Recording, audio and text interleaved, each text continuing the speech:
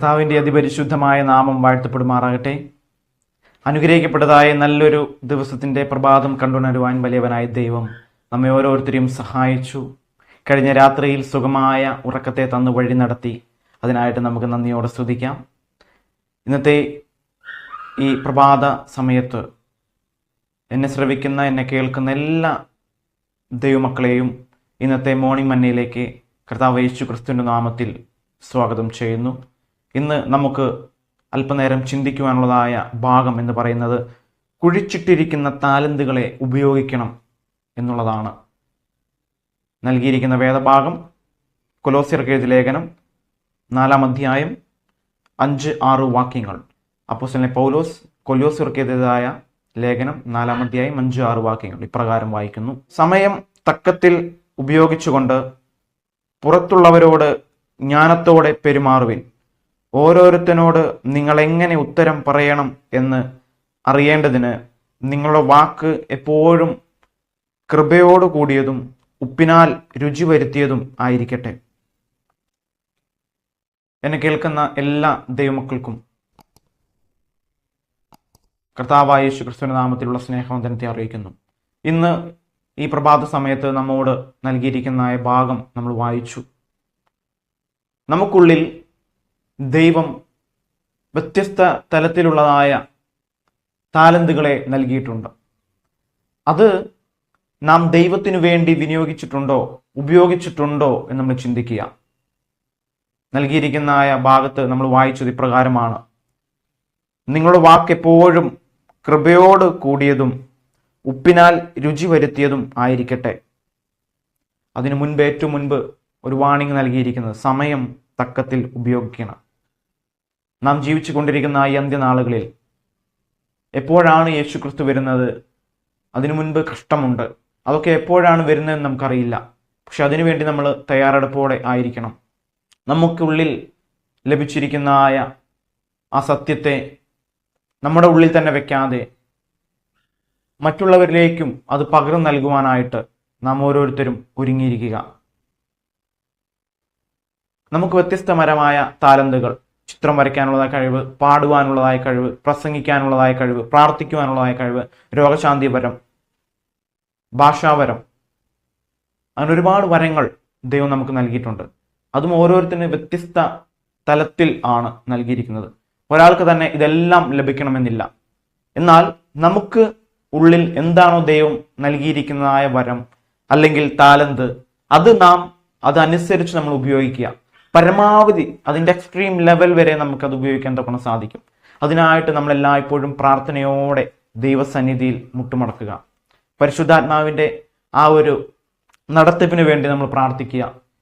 ദൈവമേ, ഞങ്ങൾക്കുള്ളിൽ ലഭിച്ചിരിക്കുന്ന വരം അല്ലെങ്കിൽ ആ താലന്തുകൾ നല്ല രീതിയിൽ ഉപയോഗിക്കുവാനായിട്ട്, അങ്ങയുടെ നാമമഹത്വീകരണത്തിന് ഉപയോഗിക്കുന്നതിന് വേണ്ടി അടിയനെ അവിടുന്ന് എടുത്ത് ഉപയോഗിക്കുമാറാകണമേ എന്ന് നമുക്ക് പ്രാർത്ഥിക്കാം.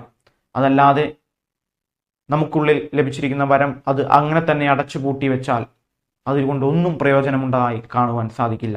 നമുക്കറിയാം, മത്തായിയുടെ സുവിശേഷം 25-ാം അധ്യായത്തിൽ നമ്മൾ വായിക്കുന്നത് അതിൻ്റെ 15 മുതലുള്ള വാക്യങ്ങൾ. യജമാനൻ വന്ന് തൻ്റെ ദാസന്മാർക്ക് തനിക്കുള്ളതായ ആ സ്വത്തുക്കൾ അല്ലെങ്കിൽ അത് വിഭാഗിച്ചു കൊടുക്കുന്നതായിട്ട് നമുക്ക് കാണുവാനായിട്ട് സാധിക്കുന്നു. താലന്തുകളുടെ കഥ, ഉപമ നമുക്കറിയാം. ഒരുവന് 5 എണ്ണം കൊടുത്തു, മറ്റവന് രണ്ടാമനവന് അത് എത്ര എണ്ണം കൊടുത്തു? അത് 2 താലന്ത് കൊടുത്തു. മൂന്നാമന് 1 കൊടുത്തു. ആ യജമാനൻ കുറച്ച് ദൂരത്തേക്ക് പോയി തിരികെ വരുന്ന സമയത്തിനുള്ളിൽ ഈ 3 പേരും ചെയ്തായ പ്രവൃത്തികളും അവിടെ രേഖപ്പെടുത്തിയിട്ടുണ്ട്. ഒരുത്തൻ്റെ അല്ലെങ്കിൽ 5 ലഭിച്ചവൻ എന്താണ്? അത് ഉടനെ വ്യാപാരം ചെയ്ത് 5 കോടി വർദ്ധിപ്പിച്ച് അത് 10 ആക്കി. 2 ലഭിച്ചവൻ എന്ത് ചെയ്തു? അത് വേറെ 2 നേടി. എന്നാൽ 1 ലഭിച്ചവനോ അത് ഉപയോഗിക്കാതെ അത് നിലത്ത് കുഴി ഉണ്ടാക്കി കുഴിച്ചിട്ട് യജമാനന്റെ ദ്രവ്യം മറച്ചു വെച്ചു. അല്ലെങ്കിൽ ദൈവം നമുക്ക് നൽകിയിരിക്കുന്ന ആ താലന്ത് നമ്മൾ മറച്ചു വെച്ചു. അതൊന്നിനും ഉപയോഗിച്ചില്ല. എൻ്റെ അവസാനം യജമാനൻ വന്ന് 5 താലന്ത് ലഭിച്ചവനെ വിളിച്ചു. അങ്ങനെ ഓരോരുത്തരെ വിളിച്ചു. 5 താലന്ത് ലഭിച്ചവന് നമുക്കറിയാം അത് 10 കൊടുത്തു. 5 താലന്ത് കൂടെ കൂട്ടിക്കൊടുത്തു. അതിന് യജമാനൻ പറഞ്ഞ മറുപടി എന്താണ്? നല്ലവനും വിശ്വസ്തനുമായ ദാസനെ, നീ അല്പത്തിൽ വിശ്വസ്തനായിരുന്നു, ഞാൻ നിന്നെ അധികത്തിന് വിചാരകനാക്കും എന്ന് നമുക്ക് കാണുവാനായിട്ട് സാധിക്കുന്നു. അതുപോലെ നിന്റെ യജമാനന്റെ സന്തോഷത്തിലേക്ക് പ്രവേശിക്കുക എന്ന് ആ 5 താലന്ത് ലഭിച്ചവനോട് പറഞ്ഞു. 2 താലന്തും ലഭിച്ചവനോട് അങ്ങനെ പറഞ്ഞിരിക്കുന്നു. എന്നാൽ 1 കൊടുത്തവന് അത് കുഴിച്ചിട്ട് മറച്ചു വെച്ചു. അവൻ അത് ഉപയോഗപ്പെടുത്തിയില്ല. അവനോട് പറഞ്ഞിരിക്കുന്ന കാര്യം, ദുഷ്ടനും മടിയനുമായ ദാസനെ, നീ എൻ്റെ ധനം പൊൻവാണിഭക്കാരെ ഏൽപ്പിക്കേണ്ടതിരിക്കുന്നു, എന്നാൽ ഞാൻ വന്നു പലിശയോടുകൂടെ വാങ്ങിക്കൊള്ളുമായിരുന്നു എന്ന് നമുക്ക് കാണുവാനായിട്ട് സാധിക്കുന്നു. അതിൻ്റെ 30-ാമത്തെ വാക്യം പ്രകാരമാണ് വായിക്കുന്നത്, എന്നാൽ കൊള്ളരുതാത്ത ദാസനെ ഏറ്റവും പുറത്തുള്ള ഇരുട്ടിലേക്ക് തള്ളിക്കളവിൻ, അവിടെ കരച്ചിലും പല്ലുകടിയും ഉണ്ടാകും. അവസാന ന്യായവിധി സമയം നമുക്ക് അവിടെ കാണുവാനായിട്ട് സാധിക്കുന്നു. നമുക്ക് ലഭിച്ചിരിക്കുന്ന ആ താലന്തുകൾ നാം കർത്താവിൻ്റെ നാമത്തിന് വേണ്ടി, കർത്താവിൻ്റെ വേലയ്ക്ക് വേണ്ടി പൂർണ്ണമായിട്ടും ഉപയോഗിക്കുവാനായിട്ട് നമ്മൾ ശ്രമിക്കണം. അല്ലാത്ത പക്ഷം അവസാനം കണക്ക് ബോധിപ്പിക്കേണ്ടതായ ദിവസം വരുമ്പോൾ, ആ അന്ത്യന്യായവിധി സമയത്ത് വരുമ്പോൾ, നമ്മുടെ സ്ഥാനം നാം നല്ല രീതിയിലല്ല പ്രവർത്തിച്ചിരുന്നെങ്കിൽ ഒരുത്തൻ എന്താണ്, അവനവന് തക്ക പ്രതിഫലം കൊണ്ടാണ് കർത്താവായ യേശുക്രിസ്തു വരുന്നത്. അവൻ ചെയ്ത് നല്ലതായാലും തീയതായാലും അതിനനുസരിച്ചുള്ളത് അവന് ലഭിക്കും എന്ന് നമ്മൾ മനസ്സിലാക്കുക. അപ്പോൾ കർത്താവ് ഈ ഭൂമിയിൽ നാം ജീവിച്ചിരിക്കുമ്പോൾ നമുക്ക് നൽകിയിരിക്കുന്ന താലന്തുകളെ നമ്മൾ നല്ല രീതിയിൽ വിനിയോഗിക്കുവാനായിട്ട് ശ്രമിക്കുക. അതിനായിട്ട് സർവ്വകൃപാലുവായ ദൈവം നമ്മെ സഹായിക്കട്ടെ എന്ന് പ്രാർത്ഥിച്ചുകൊണ്ട് ഈ ഇന്നത്തെ മോർണിംഗ് മന്നയിൽ നിന്ന് ഞാൻ വിരമിക്കുന്നു. ദൈവം നിങ്ങളെല്ലാവരെയും അനുഗ്രഹിക്കട്ടെ. ആമേൻ. നമുക്കൊരു നിമിഷം പ്രാർത്ഥിക്കാം. അടിയങ്ങളെ സ്നേഹിക്കുന്ന നല്ല ദൈവമേ, സ്വർഗ്ഗസ്ഥ പിതാവേ, അനുഗ്രഹിക്കപ്പെട്ടതായ ഒരു വിശുദ്ധ നല്ല ദിവസത്തിൻ്റെ ഈ പ്രഭാതം കണ്ടുണരുവാൻ സഹായിച്ചല്ലോ.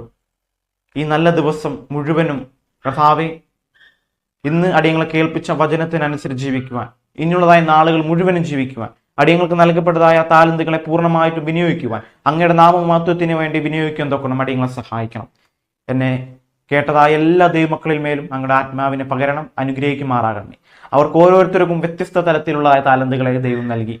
അവരോരോരുത്തരിലും ഈ അന്ത്യനാളുകളിൽ അങ്ങയുടെ ആത്മാവിനെ നൽകി ഓരോരുത്തരിലും ലഭിച്ചിരിക്കുന്ന താലന്തുകളെ കർത്താവെ അത് ഇരട്ടിയായിട്ട് മടങ്ങിക്കൊടുക്കുവാൻ തക്കവണ്ണം സ്വർഗത്തിലെയും സഹായിക്കണം. നല്ലവനും വിശ്വസ്തനുമായ ദാസനെ എന്നുള്ള വിളി കേൾക്കുവാൻ തക്കവണ്ണം അടിയങ്ങളെ സഹായിക്കണം. അതുപോലെ ഇന്ന് കർത്താവെ ജന്മദിനം ആഘോഷിക്കുന്ന എല്ലാ ദൈവമക്കളെയും സമർപ്പിച്ച് പ്രാർത്ഥിക്കുന്നു. കർത്താവ് ഓരോരുത്തരും അനുഗ്രഹിക്കണം. നല്ലൊരു അനുഗ്രഹിക്കപ്പെട്ട ഒരു വർഷം പ്രിയ കുടുംബത്തിന്മേൽ അവിടെ നൽകണം. പ്രാർത്ഥന കേട്ടിരിക്കൽ സ്തോത്രം. യേശു ക്രിസ്തുവിന്റെ നാമത്തിൽ ചോദിക്കുന്നു, കൃപയോടെ കേട്ട് ഉത്തരമരുടണമേ സ്വർഗ്ഗസ്ഥ നല്ല പിതാവേ. ആമേൻ. ദൈവം നിങ്ങളെല്ലാവരെയും അനുഗ്രഹിക്കട്ടെ. God bless you and amen.